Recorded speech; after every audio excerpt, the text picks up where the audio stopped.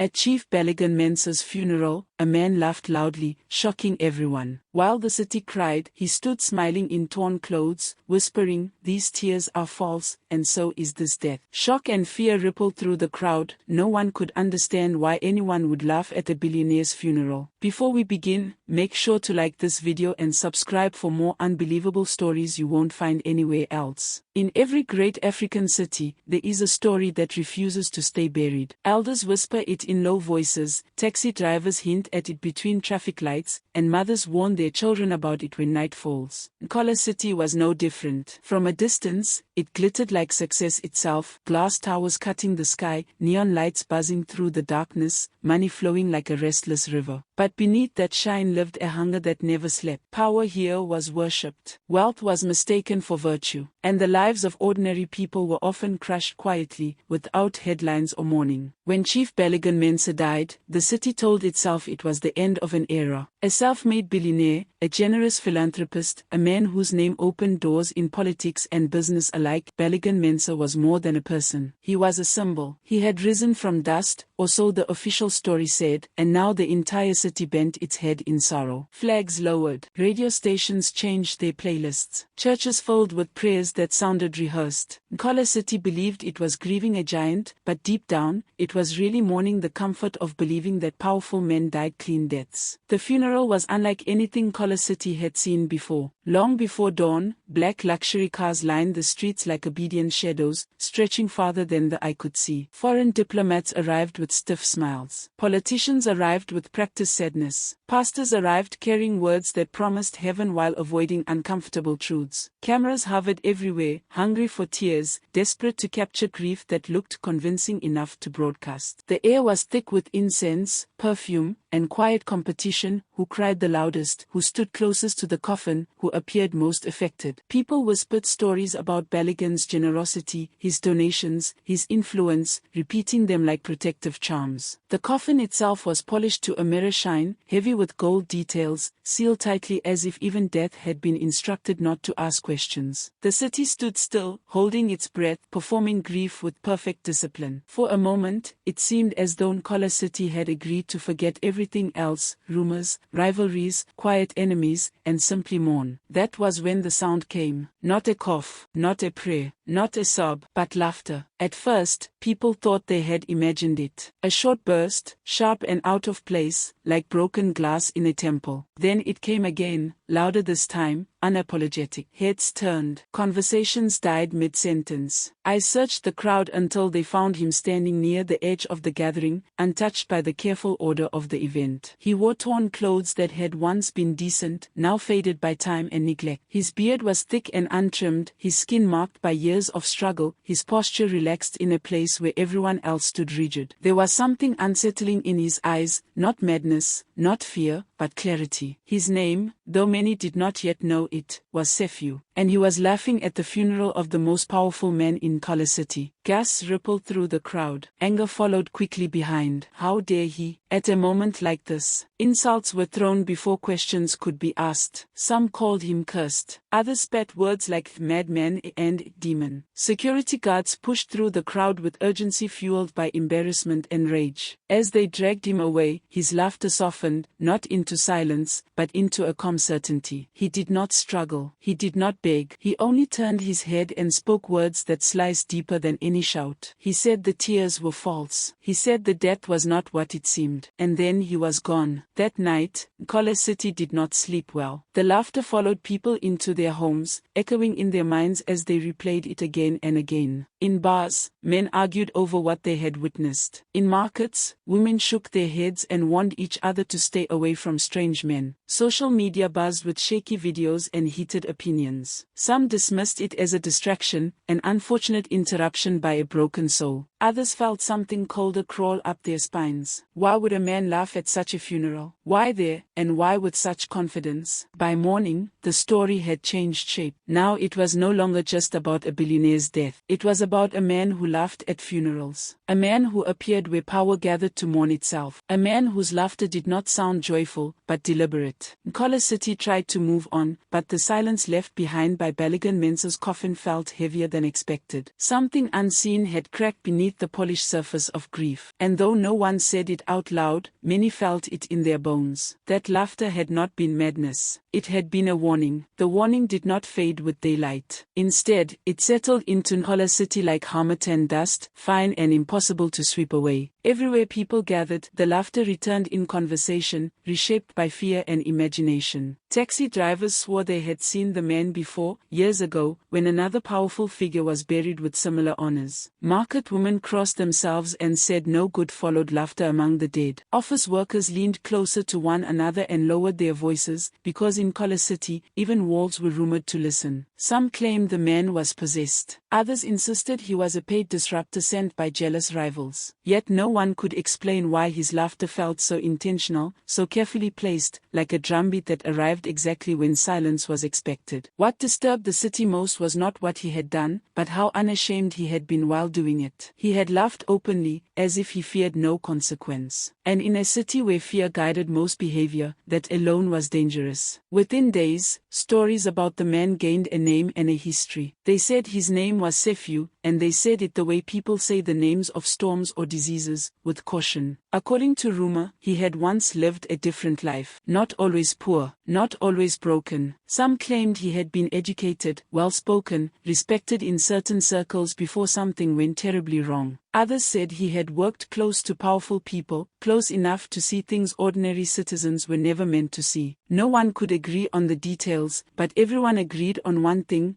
Sefiu had not always been this way. Whatever had stripped him of comfort and reputation had done so completely, leaving behind a man who seemed uninterested in dignity or survival. He slept in forgotten corners of the city, ate what others ignored, and moved freely through places where most people rushed past without looking. He did not beg, he did not steal, and he did not explain himself. That mystery made him more frightening than any loud madman ever could be. As weeks passed, an unsettling pattern began to emerge, though few were brave enough to speak of it openly. Whenever Nkolo City buried one of its rich and powerful, Sefiu appeared. Not at small funerals, not at ordinary burials where grief was raw and honest. Only at ceremonies wrapped in luxury, cameras, and influence. There had been a shipping magnate 2 years earlier, remembered vaguely now. A construction tycoon before that. Each time, some remembered, there had been a strange man laughing at the edge of the crowd. Back then, it had been easier to ignore. One incident could be dismissed. Two could be coincidence. But now, with the death of Chief Baligan Mensah still fresh, the pattern pressed itself against the city's conscience. People began to avoid speaking of it, because naming patterns in Nkolo City had a way of inviting trouble. Yet silence did not erase memory. It only sharpened it. The laughter, people realized, did not follow death. It followed power. Then came the death that cracked the city's patience. Her name was Amaradike, and unlike the others, she was not wealthy, not feared, not surrounded by enemies that anyone could see. She worked quietly within the Billionaire's charity trust, known among co-workers as kind, diligent, and difficult to corrupt. She listened more than she spoke. She asked careful questions. She was the sort of person people trusted without knowing why. When news broke that she had died in a road accident, Nkolo City accepted it with a sigh rather than shock. Accidents happen every day. Young lives were lost all the time. Yet something about her death felt unfinished. The funeral was modest compared to Baligan's, but still attended by officials eager to display concern. As prayers rose into the air and heads bowed, the sound returned. Laughter, softer this time, but unmistakable. Sefiu stood among the mourners, laughing as if the earth itself had told him a cruel joke. This time the crowd did not hesitate. Shouts erupted. Hands reached for him. Rage, unfiltered and collective, surged forward. He was struck, pushed, nearly torn apart before security intervened. And as blood traced a thin line down his face, Sefiu did not curse them. He only looked at the coffin and shook his head, as though disappointed. That night, Nkolo City crossed an invisible line. The laughter was no longer a strange story told in passing. It became a threat people wanted removed. Calls were made, warnings were issued. Some demanded Sefiu's arrest. Others whispered that the city would be better off if he simply disappeared. Yet even as anger grew, another feeling crept quietly beneath it, doubt. Because accidents did not usually follow questions, and honest people did not usually die quietly when they worked too close to power. Somewhere in the noise and fear, one person listened differently. From the balcony of a darkened house overlooking the city, a young man replayed the events again and again in his mind. He had buried his father with dignity. He had accepted condolences with discipline. But now, images refused to settle. The laughter, the words, the timing. His name was Kofi Mensah, and for the first time since the funeral, grief loosened its grip just enough to let suspicion breathe. Suspicion, once allowed into the mind, does not leave quietly. It rearranges memories, changes the meaning of familiar faces, and turns comfort into doubt. For Kofi Mensah, sleep became a fragile thing. Each night, he replayed his father's final days, searching for details he had ignored before: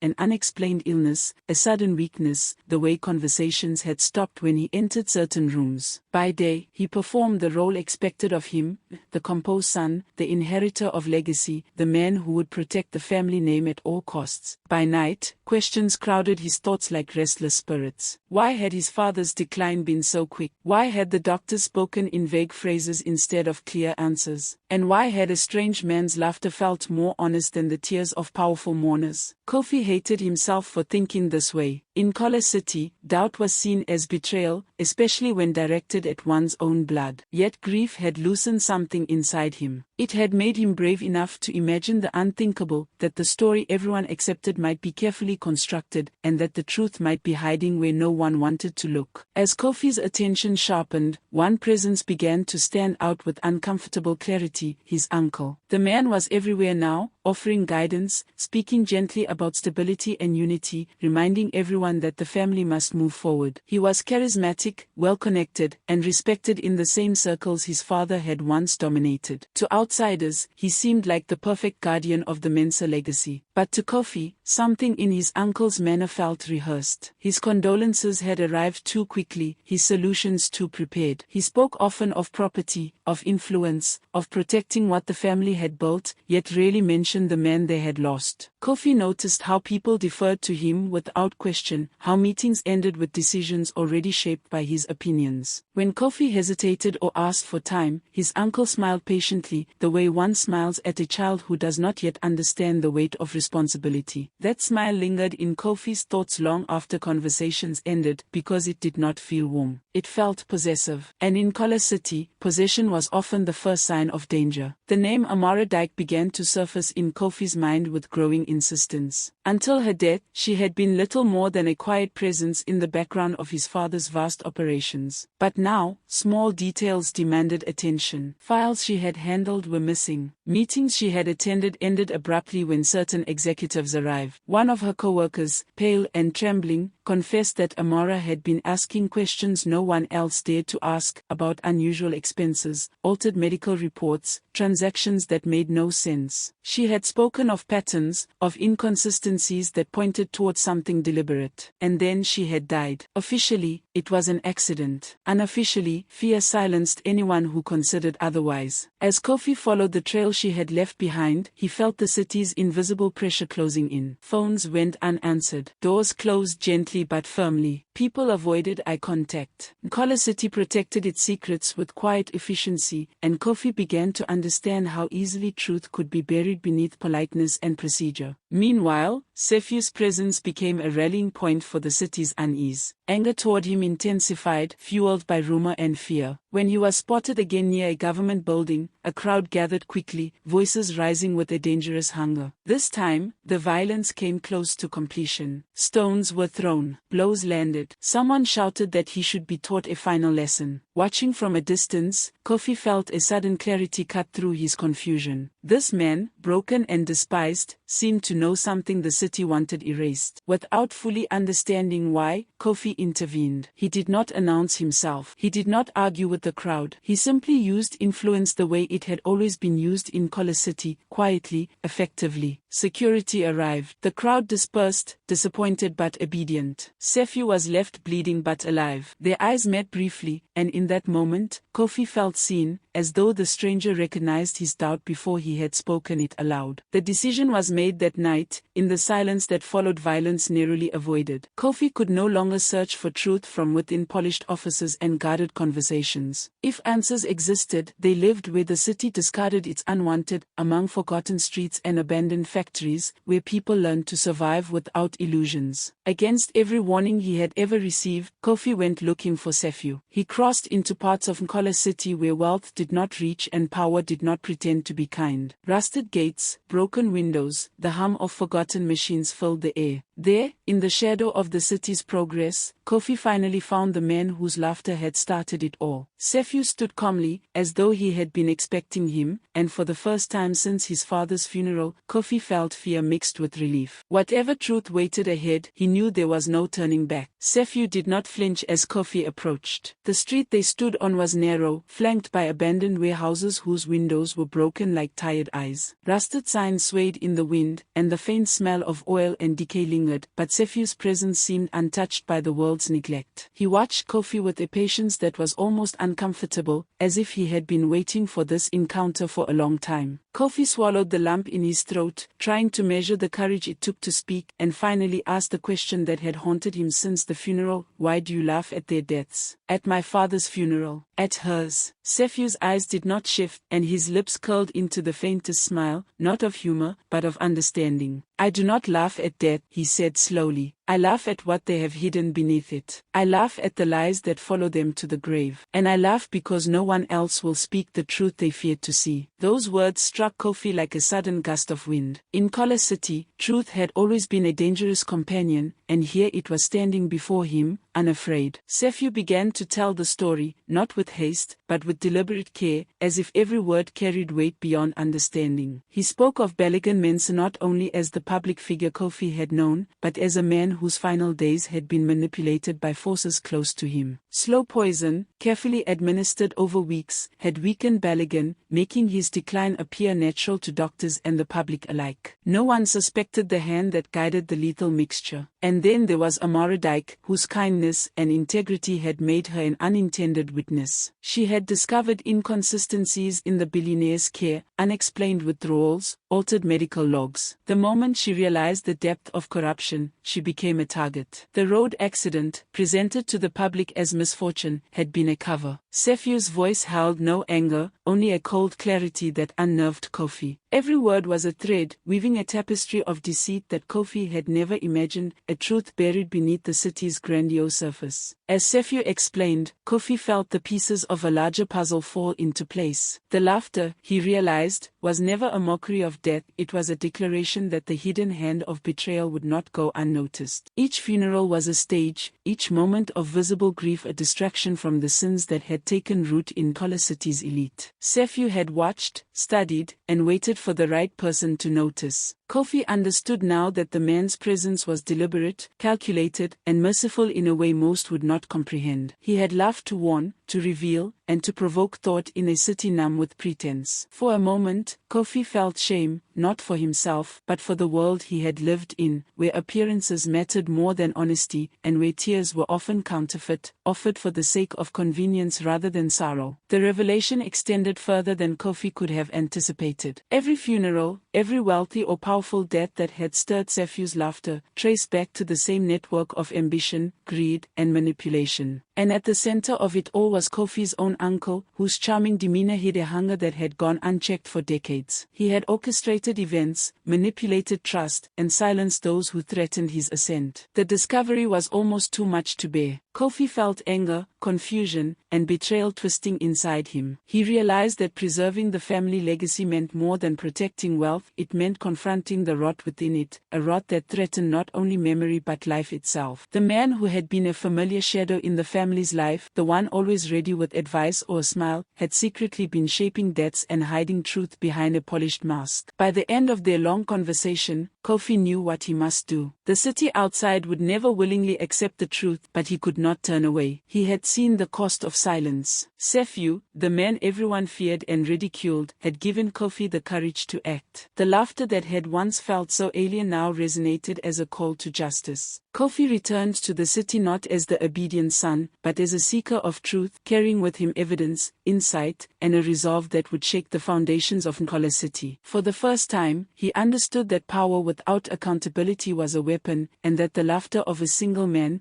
no matter how strange, could ignite the awareness of a city too long blinded by wealth and pretense. The truth was alive, and it was waiting to be set free. Kofi returned to Nkola City carrying more than evidence, he carried a reckoning. The streets he had once walked without suspicion now seemed sharper, edged with the knowledge that the very ground he stood on had been shaped by deceit. He moved quietly at first, gathering allies who dared to believe that the city's glittering surface hid rot beneath. Investigative journalists, honest civil servants, and even a few hesitant members of his father's staff came forward, each offering fragments of proof that, when pieced together, formed a damning picture. The city began to stir with murmurs of revelation. It started with whispers in offices, then rumors in marketplaces, and finally, the low hum of a media storm that could not be silenced. For the first time, Nkola City felt unsteady, the illusion of order shaken by a truth it had tried so hard to ignore. Kofi watched as the weight of his father's absence intertwined with the city's collective conscience, understanding that the power of a secret, once exposed, could topple even the most unassailable thrones. The unmasking of Kofi's uncle sent shockwaves that were felt in every corner of the city. The man who had smiled so warmly, who had advised and guided with apparent concern, was now revealed as the architect of death and deceit. Arrests followed swiftly, not just his, but of other powerful figures whose influence had been purchased with silence and fear. Boardrooms emptied, ministries trembled, and high-rise offices echoed with the absence of those who had wielded authority with arrogance and impunity. Nkola City had never witnessed such a swift reversal of fortune. Citizens who had felt powerless now watched as the structures of control began to crumble. Streets buzzed with gossip and astonishment, and even those who had once dismissed Sefu's laughter as madness began to grasp the profound courage it had signified. One man's refusal to bow to fear had pierced the heart of the city's grandest deception. Amid the chaos, Sefu appeared once more. This time, he did not laugh. He stood quietly at the final funeral, a solemn observer among the few who had remained to witness justice being served. The air was heavy, saturated with the tension of revelation and the weight of accountability. Kofi approached him, gratitude and awe in his eyes, and Sefu only nodded slightly, as if acknowledging that the city had learned its lesson. The funeral was stark in its contrast to the grand spectacle of Balagan menses. No black luxury cars lined the streets. No cameras hungrily captured expressions of grief. There were only the people who had survived deceit and the quiet acknowledgement of the truth. Kofi realized that the city itself had been reborn through pain, that exposure and courage had illuminated what power had tried to hide. Sefu's silence now was more profound than any laughter could have been. It marked the end of concealment and the beginning of understanding. The final chapter of this reckoning was written not in newspapers or official statements, but in the whispers and actions of ordinary citizens. Markets became places of discussion rather than fear, offices, spaces for accountability rather than cover, streets, paths where suspicion was balanced by vigilance. Nkola City, for all its wealth and ambition, had learned that no amount of influence could shield lies from persistent eyes. Kofi, once a grieving son, became a quiet guardian of truth, carrying the lessons learned from Sefu's presence and from the city's near collapse. He understood that justice was not merely a legal process, but a moral obligation, and that the laughter of a single man, strange, misunderstood, and relentless, had been a signal to awaken a city to its own blindness. In the end, the power of truth surpassed the power of wealth, leaving a legacy more enduring than gold or influence ever could. And so the city remembers, as African cities do, not in monuments or statues, but in stories that pass from one generation to the next. They remember the man who laughed at funerals, not for amusement, but for the revelation of hidden sins. They remember Kofi Mensah, who had the courage to seek what others feared. They remember that even in the most glittering places, deceit hides in plain sight, and that only those willing to question, to observe, and to act can hope to uncover it. In Nkola City, children are still warned by their mothers about the man who laughs when the powerful fall, not as a tale of fear, but as a lesson in vigilance. And somewhere, in the quiet corners of the city, Sefu walks unnoticed, a reminder that the strange, the marginalized, and the seemingly powerless sometimes carry the heaviest truths. In this way, the city learned what elders have always known, that justice, patience, and courage are often cloaked in the most unexpected forms, and that laughter, when born of truth, can shake even the foundations of the mightiest kingdom.